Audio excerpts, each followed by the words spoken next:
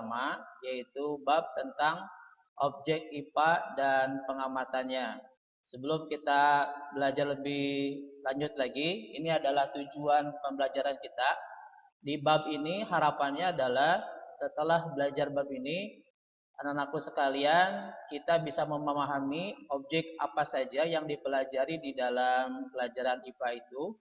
Terus yang kedua, harapannya adalah kita bisa memahami proses pengamatan objek IPA di sekitar kita, atau bagaimanakah proses di dalam penyelidikan ilmiah, sehingga ketika kita mempelajari lingkungan sekitar itu, kita bisa mendapatkan jawaban yang masuk akal dan bisa dibuktikan kebenarannya.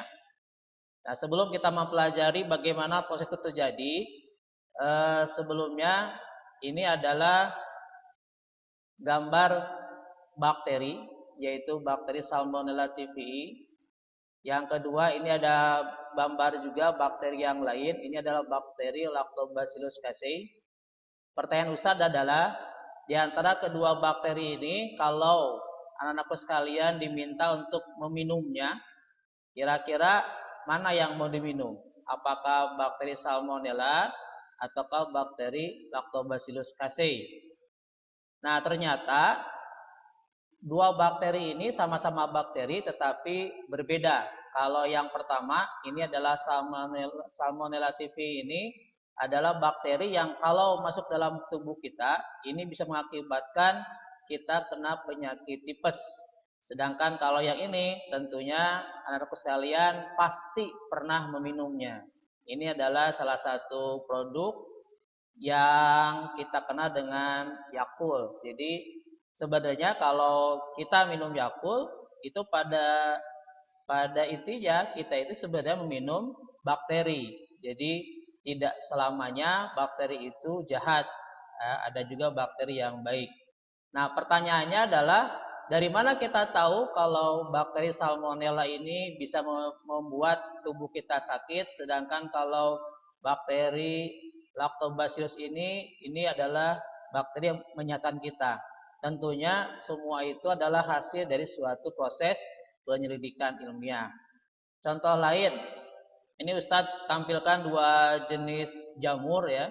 Ini jamur yang pertama, ini dikenal dengan jamur Thermitomyces, atau kalau di Jawa Barat terkenal dengan supa bulan atau jamur rayap. Nah, yang kedua, ini adalah jamur Amanita. Kalau kita perhatikan di antara dua jamur ini, dan kalau kita diberi pilihan untuk memakannya, kira-kira ayo, yang mana mau kita makan? Apakah jamur rayap ini atau jamur Amanita ini gitu. Dari segi penampilan, jamur Amanita ini jamur yang sangat menarik, warnanya merah, sangat cerah begitu. Ya, sedangkan jamur satu lagi, jamur rayap ini warnanya tidak terlalu menarik. Tetapi ternyata kalau jamur rayap ini adalah jamur yang bisa kita makan. Ini sangat enak kalau dimakan. Sedangkan jamur Amanita ini adalah jamur yang sangat beracun. Jadi kalau kita memakannya, ini bisa mengakibatkan kematian. Nah, sekali lagi pertanyaannya adalah, dari mana kita mengetahui kalau jamur ini adalah jamur yang bisa dimakan, sedangkan jamur Amanita ini adalah jamur yang beracun?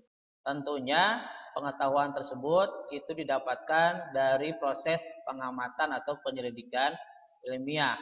Jadi ketika kita memperhatikan alam semesta atau lingkungan sekitar kita, itu sangat penting sekali melakukan suatu proses pengamatan sehingga kita bisa mendapatkan ilmu dari alam sekitar kita.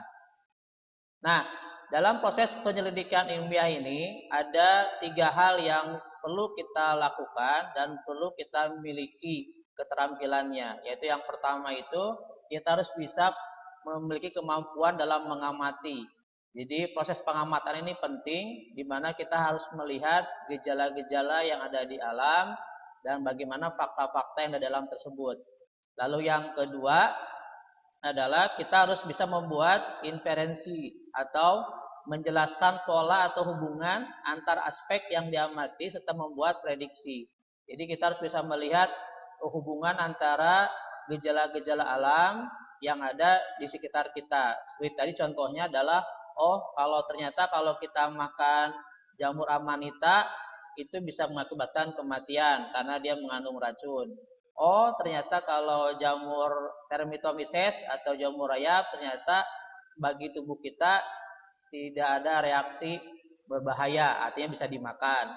Oh ternyata kalau bakteri Salmonella ini bisa mengakibatkan penyakit dan sebagainya. Jadi kita harus mengetahui pola-pola hubungan antar hal-hal yang diamati oleh kita tersebut.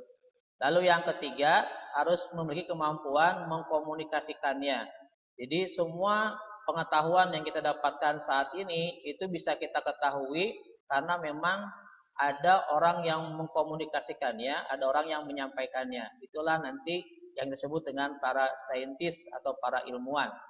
Nah, ini adalah 3 kemampuan yang harus dimiliki oleh seorang ilmuwan, yaitu kemampuan dalam mengamati alam sekitar, lalu juga kemampuan dalam membuat referensi, dan juga kemampuan untuk mengkomunikasikannya.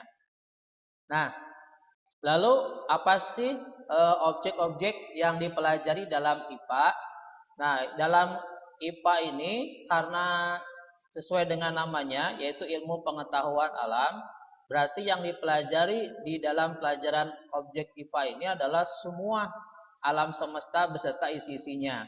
Jadi seluruh benda di alam dengan segala interaksinya itu dipelajari pola-pola keteraturannya. Jadi sangat luas sekali objek pelajaran IPA ini. Nah, jadi secara umum kalau dulu IPA ini nanti akan dibagi-bagi gitu ya. Ada kimia gitu ya, ada biologi, ada ilmu bumi dan antariksa, ada fisika juga gitu ya. Nah, untuk di SMP mata pelajaran ini nanti akan dipelajari dalam satu mata pelajaran yaitu IPA. Ya, nanti ketika kalian sudah masuk ke SMA, nanti IPA ini akan lebih dirinci lagi, akan lebih detail lagi gitu ya. Nanti akan dibagi ada biologi, ada fisika, ada kimia dan sebagainya. Jadi alam semesta ini di sekitar kita ini ternyata banyak sekali ilmu pengetahuannya. Kalau biologi nanti akan mempelajari tentang makhluk hidup gitu ya dan sebagainya. Nah, yang kita akan bahas selanjutnya adalah tentang pengertian sains dan kerja ilmiah. Jadi supaya lebih jelas lagi, jadi yang disebut dengan sains atau IPA itu adalah ilmu yang mempelajari tentang gejala-gejala alam di sekitar kita. Jadi itu disebut dengan sains.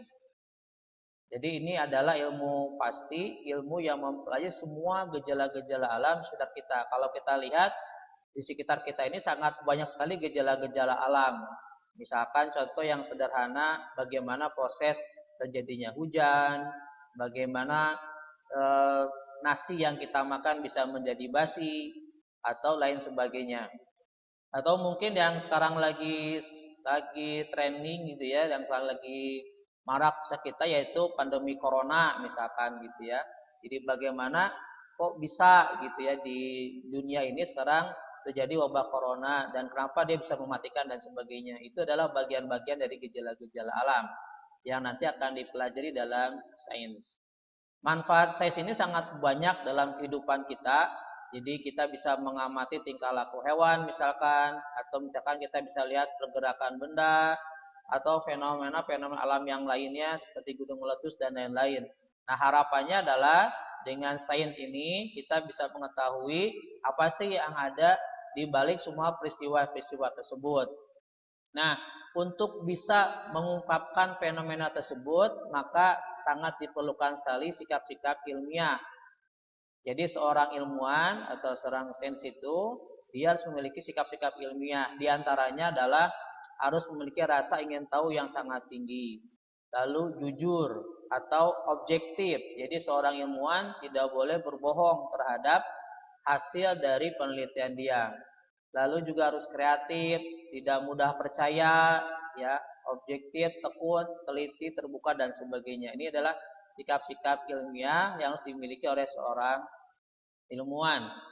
Nah, lalu yang kedua, bagaimana sih metode ilmiah tersebut? Jadi metode ilmiah ini adalah tahapan-tahapan yang harus dilalui seorang ilmuwan di dalam mengungkapkan fenomena-fenomena alam. Kayak tadi misalkan di sekitar kita makanan yang kita makan misalkan, kalau kita diamkan dalam waktu yang lama dia akan menjadi basi. Nah pertanyaannya, kenapa dia bisa jadi basi dan sebagainya, apa penyebabnya? Lalu contoh lain misalnya ada gejala alam tadi, contoh kenapa sih bisa terjadi hujan dan sebagainya. Nah, semua gejala-gejala alam ini bisa terpecahkan dengan proses penyelidikan yang disebut dengan metode ilmiah. Adapun tahapan-tahapannya adalah yang pertama, merumuskan masalah. Jadi merumuskan masalah itu untuk mengetahui apa masalah yang ingin kita selidiki tersebut. Contoh tadi misalnya perumusan masalahnya adalah apa faktor penyebab nasi menjadi basi. Atau perumusan masalahnya adalah kenapa bisa terjadi hujan. Atau contoh lain misalkan apa faktor-faktor penyebab tumbuhan bisa menjadi tumbuh tinggi dan lain-lain. Jadi rumusan masalah ini sangat banyak tergantung fenomena alam apa yang kita sedang selidiki tersebut. Nah, kalau kita sudah tahu rumusan masalahnya, maka yang kedua tahapannya adalah kita menyusun rangka berpikir, yaitu kita berpikir, memperhatikan dan juga menyusun langkah-langkah bagaimana gejala alam itu bisa kita pecahkan. Lalu yang kedua, yang ketiga maksudnya, yang ketiga adalah kita mengajukan hipotesis. Apa itu hipotesis? Hipotesis itu adalah dugaan sementara. Dugaan sementara terhadap gejala alam yang kita coba sedikit tadi. Contoh misalnya, kenapa nasi menjadi basi? Nah, ini kan bisa muncul banyak dugaan. Oh, karena mungkin kena jamur. Oh, nasi basi gara-gara kena bakteri. Oh, nasi basi karena terlalu ditutup makanannya, misalkan gitu ya. Nah, itu adalah hipotesis atau jawaban sementara atau dugaan sementara. Nah, dugaan ini namanya juga dugaan, bisa betul, bisa salah. Oleh karena itu, maka kita harus bisa membuktikan apakah dugaan kita itu betul atau tidak. Nah, cara membuktikannya, langkah selanjutnya adalah merancang percobaan, yaitu dengan melakukan eksperimen atau percobaan. Jadi, dari dalam percobaan ini nanti akan diuji apakah hipotesis yang kita miliki itu betul ataukah salah. Nah, kalau sudah membuat percobaan, maka nanti langkah selanjutnya adalah mencatat data hasil yang kita peroleh. Misalnya, contoh kita ingin melihat pengaruh cahaya matahari terhadap pertumbuhan kecambah. Nah, mungkin dulu waktu di SD ya ada yang pernah membuat percobaan ya. Ada yang pernah membuat uji coba, yaitu bagaimana melihat pengaruh cahaya matahari terhadap pertumbuhan kecambah. Jadi kecambahnya nanti kita uji coba, ada yang disimpan di bawah cahaya matahari, di tempat terbuka, ada yang disimpan di tempat yang gelap gitu ya. Nah, nanti kan pasti ada hasilnya kan. Hasilnya itu berupa tinggi kecambah yang kita peroleh. Masih ingat dulu waktu SD ya? Jadi ada yang tinggi, ada yang pendek dan sebagainya. Itu disebut dengan data. Nah, data tadi dicatat gitu ya. Setelah dicatat nanti akan dilakukan proses analisis data. Oh, ternyata di tempat terang lebih pendek dibandingkan tempat gelap gitu ya. Itu dianalisis datanya begitu ya. Nah, sehingga nanti setelah dianalisis itu ditarik kesimpulannya. Oh, kesimpulannya masih ingat dulu ya waktu SD apa? Cahaya matahari itu ternyata bisa menghambat pertumbuhan kecambah. Apa buktinya? Buktinya itu adalah kecambah lebih cepat tumbuh, lebih cepat tinggi ketika disimpan di tempat gelap. Nah, itu contoh ya, contoh bagaimana menarik kesimpulan dari hasil suatu percobaan atau eksperimen. Nah, ini metode ilmiah. Lalu, nah ini ada keterampilan-keterampilan tadi ya yang harus dimiliki oleh seorang ilmuwan atau saintis. Jadi kita sebagai seorang nanti ya dilatih sebagai seorang ilmuwan harus punya kemampuan di dalam mengamati gejala alam, ya, harus bisa mengamati. Lalu harus bisa mampu mengajukan dugaan atau hipotesis, harus bisa memprediksi kira-kira apa jawaban atau penyebab terjadinya gejala alam yang ada. Lalu harus punya kemampuan juga mengklasifikasikan atau mengelompokkan. Dan juga punya kemampuan untuk mengukur, mengolah data, dan mengomunikasikan. Jadi ini adalah keterampilan-keterampilan yang harus dimiliki oleh seorang saintis atau seorang ilmuwan. Dan nanti ke depan kita akan mencoba untuk belajar bagaimana proses keterampilan ini sehingga kita bisa memiliki keterampilan tersebut. Sebagai contoh misalkan, sebagai contoh ini adalah hasil kemampuan kita dalam mengamati, ya. Ini ada sebuah tayangan bagaimana kita bisa mengamati peristiwa gejala alam di sekitar kita. Ini kita lihat dulu ya sebentar. Nah, ini tayangan video ya.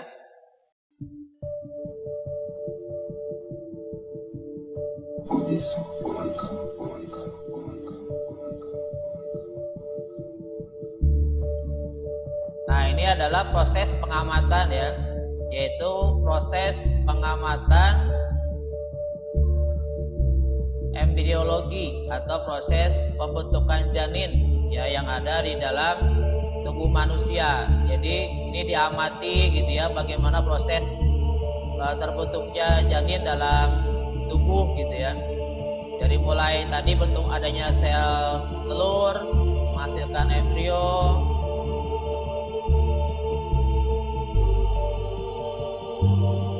nih sampai terbentuknya calon jantung.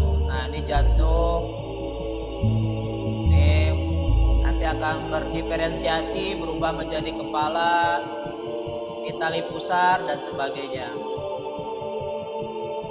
Nah ini diamati bagaimana proses perubahan-perubahannya. Nah ini proses pembentukan tangan, kaki,